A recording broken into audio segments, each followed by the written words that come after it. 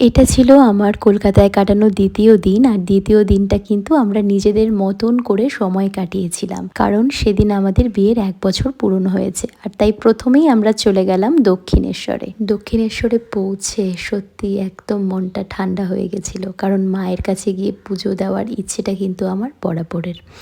তবে আমরা দুজনে আনফর্চুনেটলি সকাল সকাল কিন্তু আমরা চা খেয়ে নিয়েছিলাম। আর এখানে এসে শুনি যে নির্জলা একদম উপোস থেকে তারপরে কিন্তু পুজো করতে হয়, তাই পুজোটা কিন্তু আমরা দিতে পারিনি।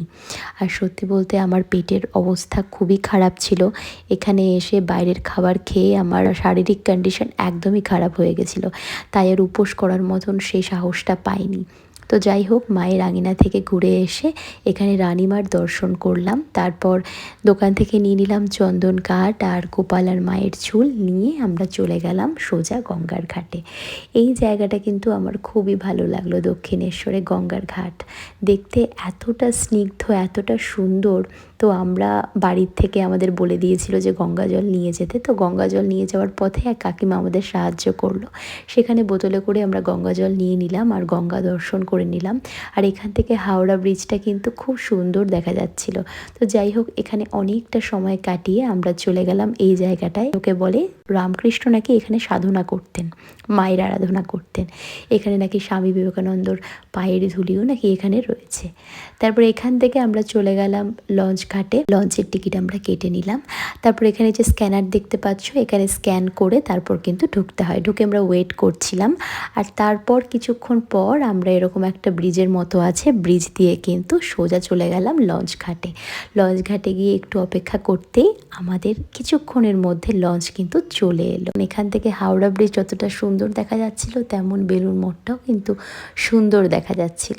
কিন্তু আনফর্চুনেটলি আমরা কিন্তু ঘুরতে পারিনি, কারণ 3:30 থেকে টাইম ছিল আর আমরা গেছিলাম দুপুর 12:30টার দিকে।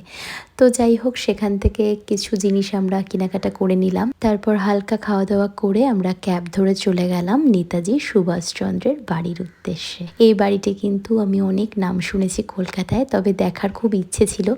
তাই নেতাজি সুভাষচন্দ্র বসুর বাড়িটা কিন্তু আমরা চলে এলাম। এখন মিউজিয়াম হয়ে গেছে ওনার বাড়িটা।